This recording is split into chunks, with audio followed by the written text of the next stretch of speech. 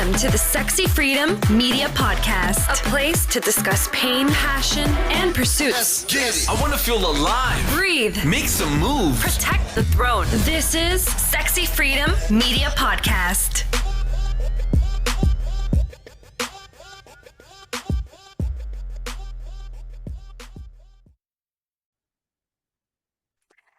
Aloha, this is January Liddell, your host for Sexy Freedom Media Podcast. Welcome to our show.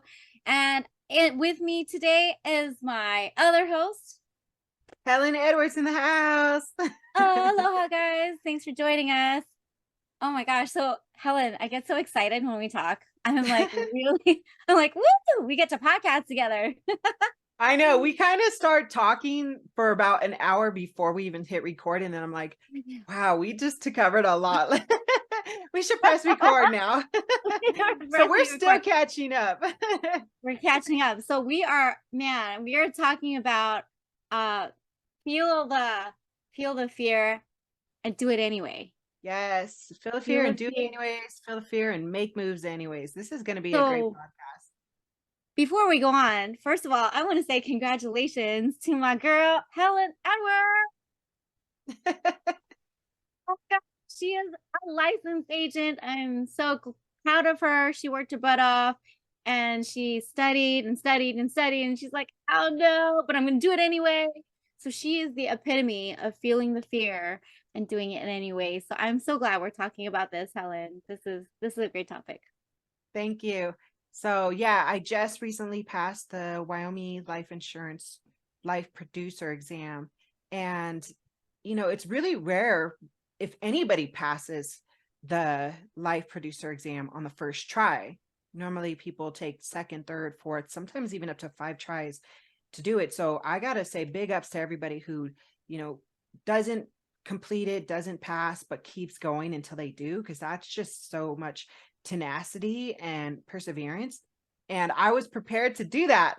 But when I flipped the paper over and it said pass, I was like, let's make a scene, I definitely made a scene. I was like, shut up, no way. Like I was freaking out. And the poor ladies, they're all older. They're like, oh my God, what, my energy was big.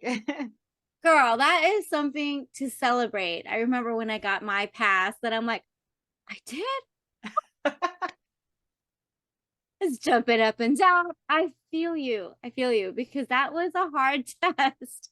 That was a hard test. It was a lot of information and boom, you got it. So I'm so proud of her because again, she felt the fear. She did it anyway. And that is something that I feel a lot of us entrepreneurs understand.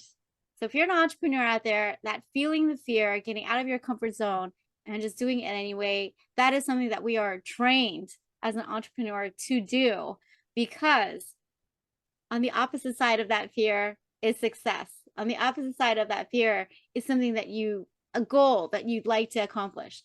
So you got to feel that fear and do it anyway. Helen, I know you have a lot, because in your book, Nothing Sexier Than Freedom, in your book, you talk a lot about, yep, there's your book. Please get it because it's pretty amazing. I love listening. I got her Audible, but I also got her tangible book. So I've got both. So please get either of the two or get both. The one that's the Audible is pretty exciting to listen to because then you can hear it as you're driving. And I'm like, it is juicy. Let me just put it that way. It is a juicy book. Please go get it. But in your book, Helen, you talk a lot about just doing it. Like you're not afraid to just do it. So where did that come from? And tell us more experiences of feeling the fear and doing it anyway. It definitely came from my mom. Shout out, Mom. She was just such a driven person. I watched her go after her goals as a single mom with 5 kids. And that just kind of trickled into us. It was like, you're going to do it. I don't care how many times you fail, you're going to do it, And it was so strange because my recent thing with this life insurance exam, January, you got to study hard. And I was studying so much, I got sick, like nauseous. Like I was overly studying and I was nauseous about it because I'm a rebel. I don't like school. I don't like studying. I like listening to audiobooks. That's kind of like my school right there, but that's it. And to sit down and basically tell my ADHD ass to like study and focus was so hard. It was like extra work, for me. But I just kept saying, okay, take some breaks, go outside, come back in, sit down. And I remember the day before the test, I'm saying it like it was like a long time ago, but it was actually what, this week, or yeah, it was this week. Okay. So I actually I wanted to share this because I posted, I scheduled this for the day of my test. Some things about feeling the fear and doing it anyways, by Susan Jeffers, who wrote the book Feel the Fear and Do It Anyways. And she says the 5 truths about fear. 1, the fear will never go away as long as I continue to grow. So it's going to be there. Just accept it. 2, the only way to get rid of fear of doing something is to go out and do it. 3, the only way to feel better about myself is to go out and do it. 4, not only am I going to experience fear whenever I am on unfamiliar territory, but so is everyone else. And 5, pushing through fear is less frightening than living with the underlying fear that comes from feeling helplessness. I'll handle it. What do you think about that, January? Okay, that's like lots of snaps back and forth, because so what I gather from that is ain't nothing to it but to do it. Okay, my brother is the one that coined that, and he would tell me ain't nothing to it but to do it. And every single time, that is the same phrase that I use for whenever I'm feeling the fear and I hear that phrase, ain't nothing to it but to do it. You just got to get over it, because like Jennifer, what's her last name? Jennifer Allures. No. Oh, I did. Okay, I'm sorry. What? I don't know who that lady was. That the quotes. Susan Jeffers. Jeffers. Okay, that's why I thought Jennifer. Susan Jeffers. Okay, so that's why Susan Jeffers said all of that, because the fear is going to be there either way. It's going to be there. It's kind of like for my daughter. I know I bring my daughter a lot all the time. Okay, so a month or two, maybe 2 months ago now, we started Gracie Barra Jiu-Jitsu school, and this little girl, we went to the trial class. She put it on. Okay, so she put it on, the gi and everything. She's all ready, and then sorry, let me turn this off. And then she's like, I don't want to do it. She's like, no. And she's like she's smiling. She's like, not today, not today. I'm like, you could do it. Just this one class. Oh man, she was hugging me. The coach was like, I can carry her on there if you want me to. I'm like, that'll be our last resort. And my daughter was like, later. And she was just so afraid. When she felt the fear and she did it anyway, she loved it. She would practice. So now she's got her second stripe yesterday. So she just got her second stripe. She is she loves going to jiu-jitsu. And she did it. So she felt the fear and she did it anyway. And it's just like for us, right? So when we're feeling the fear of going into a crowded room with a bunch of people we don't know, or doing this podcast, to be honest with you, I was actually afraid of doing the podcast. And the reason why I was afraid is because I wondered if I had anything to say. So that was the one thing when I first started Chat with January, I was like, well, who am I and what do I have to say? Like, I don't know what to say. And I really did not want to be under the spotlight per se. I'm usually the person in the background. Okay. I'm usually the person behind the camera. That was my company, was Milestones Video Productions. So it's always behind the camera. So to be on the opposite side was so weird to me. And that was the fear. That was my fear of being on the front end and be like, oh my gosh, you're going to have to talk. You're going to have to share something. But that is the feeling the fear and doing it anyway. That's one experience. How about you, Helen? Oh my God. Yeah, I totally feel that. And awesome job with your daughter. That's amazing. My son does jujitsu. He competes. He's competed in North Korea. Now he's in Italy competing alongside, being in the military, but I'm glad he's sticking to it. But you're right. One of the things I said to myself the day before the test, because I knew the exam was the next day and I was studying and I was like, I don't know if I'm going to be able to retain this information. Those self-doubt starts coming in, the self-sabotage, you know what, fuck it, I'm not going to do it. Like hardly anybody passes, like I'm going to fail.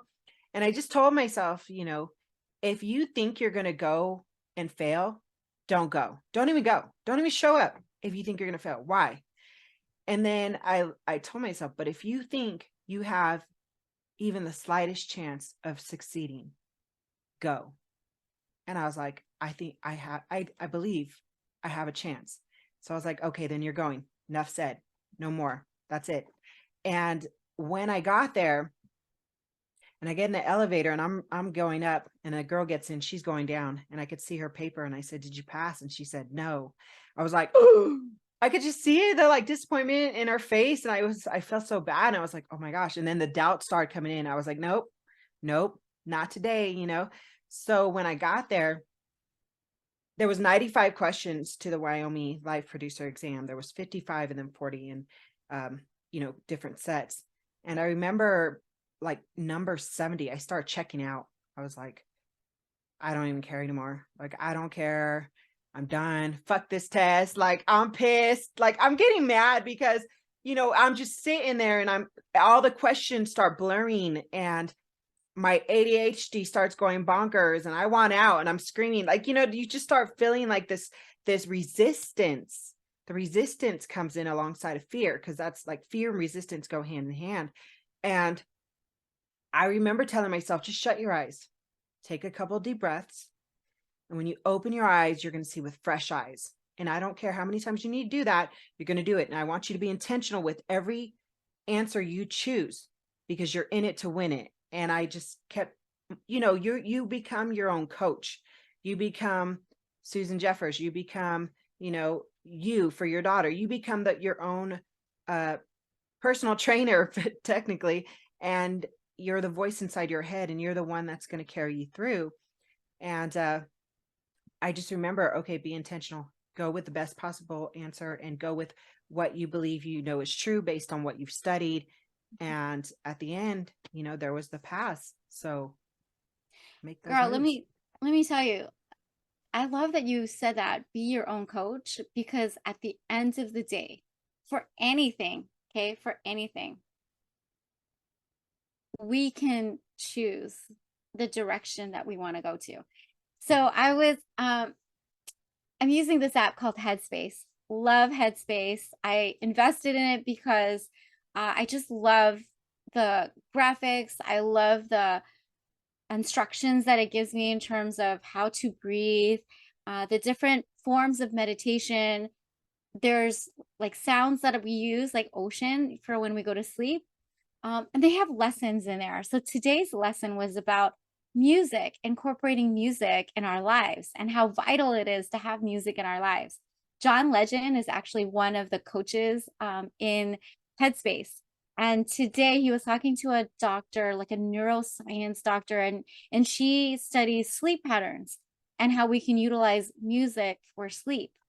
And it's fascinating. And at the end of that conversation, John Legend says, so it really is up to us. Like, we can actually decide, we can choose how we want to regulate our bodies. We can actually mentally coach ourselves to do it, which is amazing because it is. And we've talked about this in several other podcasts, Helen, where our mindset is vital. And having that clear mindset, like, I love that you stopped and you paused, you took a breath. And that was the one thing the neuroscience said. The doctor said, that's the first thing is breath. Whenever we're in anxiety mode or like hyperventilating mode or just feeling like so overwhelmed, the first thing is breath and having that right, breathing. So we did some exercises, and the exercises was like a type of breath and how did that make us feel?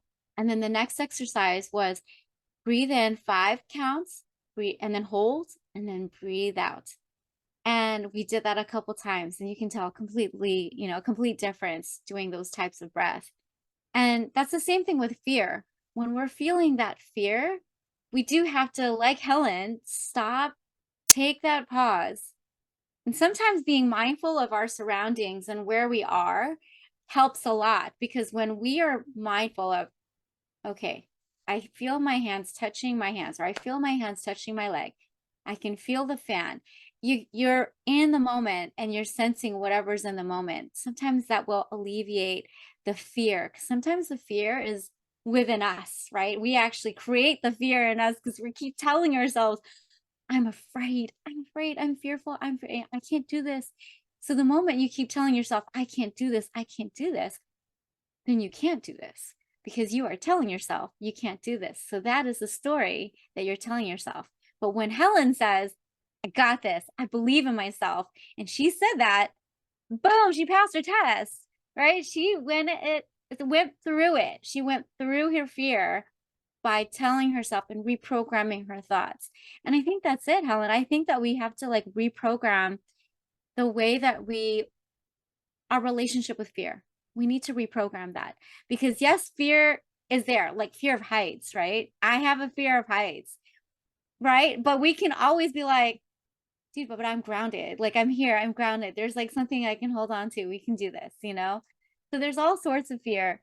Do I suggest or encourage you to like go bungee jumping or parachute? No, I don't suggest that. Like that's up to you. If you want to do that, awesome.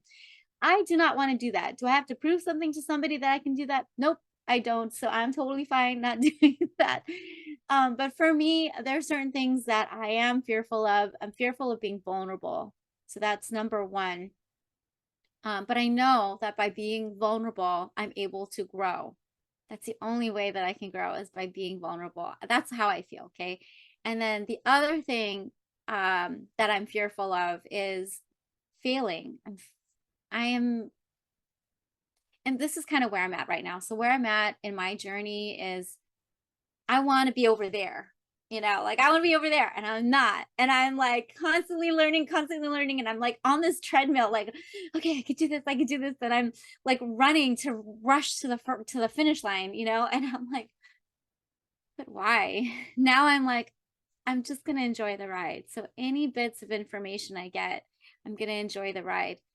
Our world can be so distracting with so much information and information overload that we can feel so overwhelmed. And I know for me, that's my case, because I am so hungry and thirsty to learn. But I'm sensing now that I have to take a step back and just enjoy the ride, because we're going to get there. We're going to get to whatever finish line we want to get to. We'll be there. We just have to enjoy it. I think that's a really good point, what you said, enjoy the ride. Because when you are hungry, when you are thirsty, when you're very driven like us, and I know there's tons of people that have a very high drive for success, hustle is your mantra. And hustle was my mantra for years, and I don't see anything wrong with it. Look, I don't. There's a lot of people who are going to be like, oh my God, hustle, relax with it. No, everybody's different. Okay. You are drawn towards the chapter that you're in, and you're going to learn from that. So we're all at different stages. Don't compare yourself. Okay. But when it comes to fear, that's something we all feel. That's something that is a part of us. It's wired into us for a good reason. If you look at the past and the science and the neurology part of fear, it's wired into us because of where we've come from, where our ancestors have come from. It's to signal to us that there is danger around. And now that we live in a civilized society, fear comes in forms differently now. It comes, it's still the same feeling. It's just, it's so big and profound because it's an alert. It's an alert that goes off, and that's really annoying, right? It's loud, it's annoying, and it can paralyze you if you let it. And that's what I felt like it was doing.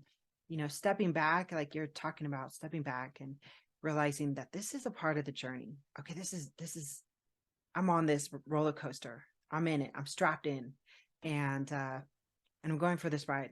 So I can get off. You can get off at any time. That's the cool thing about this roller coaster is you can get off anytime. But do you want to? Do you really want to? Because really what you want, like they say, what you want's outside of your comfort zone. And that's what I kept telling myself. What this license can do for me is put me in the direction I'm wanting to go. It is standing in between me and the gold that I foresee for myself in this direction, you know? And I kept saying, how bad do you want it? How bad do you want it? I want it real bad. I want it real fucking bad. All right, then show me, prove it to me. So, you know, I have these dialogues with myself and it works. And when I actually read Susan Jeffers' book, Feel the Fear and Do It Anyways. Oh my God. My mom had me read it about 20 years ago. So it was like in my early 20s. And it was a game changer. I always say that about every book because it is a game changer. It's changing your game at every level, right? You're on level 12, changing your level, you know? So at that time, it changed with me, but it stuck with me forever. In fact, so much that I used to say it to my son. And now he says it. Feel the fear and make moves anyways, right, Mom? Feel the fear and do it anyways. Like that's his mantra. And I'm like, ooh, yes, boy, yes, you know. And David Goggins also has a good one. Embrace the suck. Like it sucks feeling like this. It sucks feeling like I'm gonna fail. It sucks feeling like I failed, you know. But embrace the suck and keep moving forward, anyways. I love that your son, that's his mantra, you know, feel the fear and make moves anyway. I love that. And I love that you taught him that because, you know, at the end of the day, we're teaching them, right? We're teaching them to be better members of society and how they can impact others. So I love that you taught them that. I have another story. So, and I know I'm going back to my daughter. I love my daughter because she fears, like she really does. She has fears. So we went to the Croc Center. Croc Center is Salvation Army. They have pools, they have a gym. It's a really great place. So they have this one water slide. You have to walk up like several flights of stairs to go to this water slide. Okay. So it's not like typical like Hawaiian water park, or I'm sorry, it was Hawaiian water park. What is it called now? I don't know. That's what I call it. So Hawaiian water park. So anyway, these flights of stairs are kind of like they look kind of scary, okay, to be honest with you, because then you can see that, you know, all the way down and all that. So she was six when she did this. She's 7 now. So she's going up these stairs. When she got to the slide, she's like, nope, I'm not doing this. Mind you, we had to carry her her little tube to go to do this. Okay. Like, nope, I'm not gonna do this. She did that 10 times. 10 times. She's the one who kept telling herself, I can do this, I can do this. And then, of course, her cousins were. And then at the end, the 10th one, there was another girl, probably around her age, and the girl said, you can do this. And she's cheering her on. Okay, so she finally did it. She finally went down the slide, and she was so overjoyed. And she kept doing it over and over again. So that fear can hold us back from experiencing something beautiful. So I'm just encouraging you all that when you're feeling that fear, that's a good thing, you know, because that means that there's something beyond that that's actually amazing, and you just have to let it go. And you got to coach yourself, like what Helen was saying. You got to coach yourself, talk to yourself and say, I got this. I believe in you. Those two phrases, I got this, I believe in you. It's something that we tell other people, right? I know I say that to other people. You got this. I believe in you. But it's something that we need to tell ourselves too. And I feel that sometimes we neglect to tell that to ourselves. I know Helen and I don't, because we're like constantly, I believe in you. I can do this. But it is something that's important. It's important to tell yourself, I can do this. I believe in you. Well, what's interesting is you said how once she did it, she kept doing it over and over and over, and it was exciting for her. And I think we all can relate to that, you know, having that anxiety, that anxiousness, and all of a sudden we do something and we're like, oh my God, this is awesome. I want to do it again. I want to do it again. I want to do it again, you know?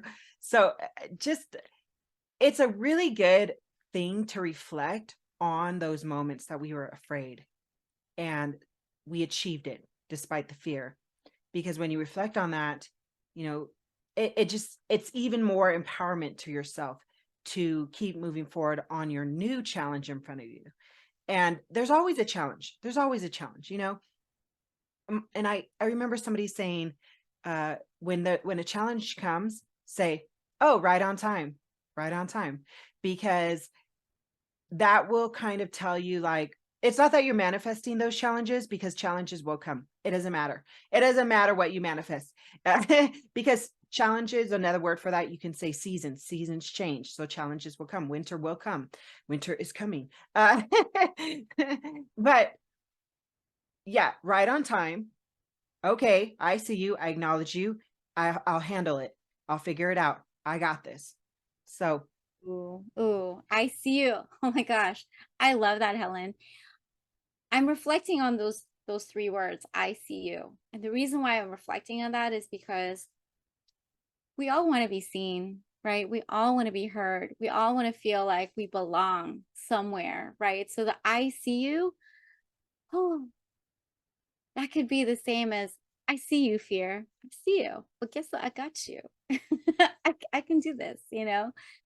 It definitely is like this mental mind shift. It helps a lot when you're thinking positively. Okay, so that's number one. Think positively, even though there's fear, even though you may be scared, even though it may feel daunting. Okay, that's another thing I said about daunting. I know. Okay, so I'm doing this program. I love this program. Absolutely love this program. And it's a bunch of people in this community. And I wanted to ask about their opinion about LinkedIn.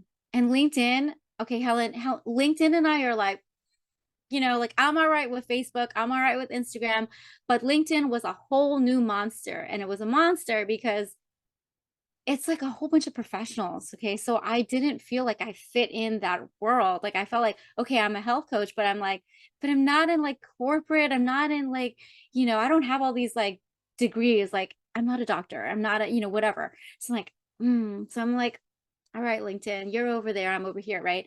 But I do realize that there's value in LinkedIn, especially in what we do. There's a lot of people that are looking for tax-free retirement accounts. They're looking for a safe place to put their money, right? So I put it out there in this community. I said, can you please check out my LinkedIn? Because I just need to know feedback. That to me was scary because I'm like, oh my gosh, now I'm like I'm going to get some criticism. I'm going to get like people telling me like whatever. And then I got a message or a post, comment, whatever, and it said, send it to support and we're going to talk about it at the next coaching call. And I'm like, okay, sure. And I'm like, and it took me days. It took me days to send it because I'm like, holy moly's, is my LinkedIn okay? Is my, you know, so I'm constantly looking through it. I'm like, okay, did I had everything? Like, you know, whatever. And I finally sent it in probably the day before the coaching call. I'm like, here's my LinkedIn profile. And the coaching call has hundreds of people in this coaching call. Okay. So there's people listening and looking at my profile. And I'm like, but I realized that I needed to put myself out there. I need to put myself out there because I need to learn, right? I need to know, well, what could we do better? You know, how could I do better? How could I make this more optimized, you know, for people to be drawn towards. So I did it, and I got great feedback. So I am so hold on. I'm really proud of you, sis. That's amazing. You know, this is awesome that you said, you know, that you knew there was a lot of people that were going to listen to you. So you were aware of your message getting out there. And again, going back to your vulnerability. And I think it's important that we all realize that we're not alone. When you're feeling fear, more likely there are millions of people at the same time feeling fear. So you're not alone. You feel alone because that's one of the traits that fear makes you feel, is alone, helpless, like Susan Jeffers said, helplessness, fear, resistance, confusion, sometimes anxiety, like the list goes on the feelings or the traits that is linked to fear. But you're not alone. There are tons and tons and tons and tons and tons of people out there feeling the fear at the exact moment you are. And some are choosing to move past it, feel the fear, and do it anyways. And some are actually becoming victims of that fear and staying on the sidelines, staying stuck, feeling helpless, being the victim. And you get to make that choice. It's your choice. Which one do you want to be, A or B? You know, I choose to be, well, I don't know which one's A or B, but I choose to be the champion of my own life. And I'm going to keep choosing that and keep choosing it, because there's a lot of things I've done in my life. I've written a whole book about my life. Like January said, that was a lot of fear behind that. That took me 5 years to do, but I did it. And now I don't fear anything about my life. Somebody's like, "Oh my God, aren't you scared somebody's going to know this about your life?" I say, "Oh girl, I wrote chapters about my sex life." Okay. It was very So juicy, by the way. yeah, So rated R, rated X. Okay. it's So totally rated R. Rated X. so I'm not afraid of what people know about me.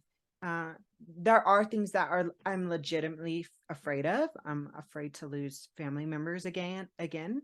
I'm afraid to lose my partner who I love so much, afraid to lose my kid.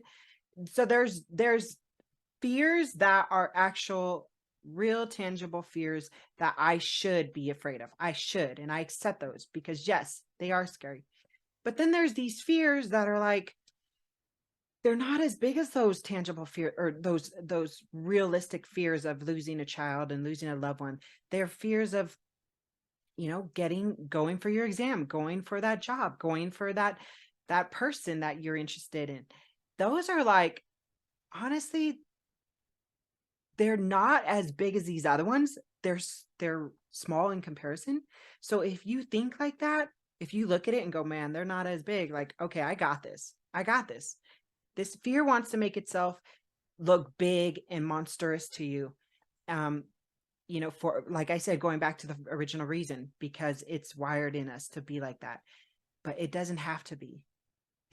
So there's another fear I was thinking about, and it came to mind because I know of a person who is in the hospital, and he lost like a whole bunch of weight, and I think they had to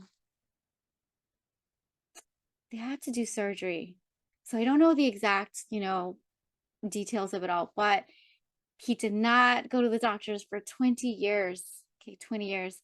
And that could be his choice, or it could be maybe he was afraid, maybe. So the fear of going to the doctors, and that's a real fear. There are some people that don't want to go to the doctors because they don't want to face reality. A lot of the times when we're afraid is because we don't want to face it, right? So the fear of going to the doctors and finding out you have A, B, C, D, F, G, yes, it's there, understandably so. But it would be best to catch it right away so that you can work on it instead of it being last minute and, you losing the weight and having to go do surgery and all that and being stuck in a hospital for 2 weeks, So I understand your fear for not going to the doctors. I understand your fear for not wanting to know. I understand that whole like, well, I got this attitude, and I get that. But there are blood work and, EKG and ultrasound, all these different things that we don't have in our household that we can actually get. We need those tangible results for us to really understand, well, where are we in our health? Okay, so that's number one. Right now, my fear are taxes. So that's another fear of mine. I'm good though. I feel like I've got it under control, but I feel like that's another thing that people can be afraid of is taxes, because are we going to owe a lot? Are we going to owe, so that's like a legitimate fear. But guess what? We're going to do it anyway, because guess what? We got to do it anyway. Yes. And don't compare yourself. Look, what you already got your fears. All right. You already got your fears. Handle them or don't handle them. The choice is yours, player one. But But when you start comparing yourself to everybody else and their fears, you're taking on unnecessary fears that aren't yours. So, when I was going for this test and when I was writing the book and when I started doing retreats and when I got my certification as a yoga instructor, when all these achievements I did, when I started doing public speaking, I remember thinking, focus on your fears, focus on the road in front of you, because as soon as you start looking what everybody else is doing, and you're going to just take on things that just don't need to be consumed in your head. Like your head has already got a lot of weight on it. It's good to acknowledge others. It's good to say, hey, you're unhappy. I see you. I love you. I'm here for you right where you're at. But if somebody's unhappy, you don't have to be unhappy. If somebody's happy, you don't have to be happy. Like, it's important that you focus on the game in front of you. You focus on your life in front of you, and you acknowledge others. You especially acknowledge yourself. And going back to what we're talking about, feel the fear and keep doing it anyways. Feel the fear, do it anyways, feel the fear and make moves anyways. I just have to say all those. Oh my gosh, I love that. And I think with that, we're going to close out our show. Thank you for watching us. And if you like this podcast, please leave us a 5-star review. We would love that, because that's amazing. That gives us some kudos and it gives us some credibility. So please leave us a 5-star review. Helen, where can we find you? Yes, you can find me on Hell of a Journey. You can find us on Sexy Freedom Media. Go to our Facebook. You can leave a review there as well. You can get my book, Nothing Sexier Than Freedom, on Instagram. You can get it on. It keeps messing. Okay, you can get it on Audible or Amazon. You can also get it on BarnesandNobles.com. Also, I have a Wyoming retreat coming up for women. It's called Women's Sexy, Wild, and Freedom Retreat in April. It's a 3-day non-overnight. So go ahead and go to Sexy Freedom and you can find all the events there. Thank you for listening. Sweet. Mahalo. And you can find me on Instagram and Facebook, VIP Finance Builders. You can find me on LinkedIn, January Liddell, or you can go to my website, januaryliddell.com. I hope you all have a great rest of your day. Aloha. Ciao. Want to hear more? Visit us at SexyFreedomMedia.com.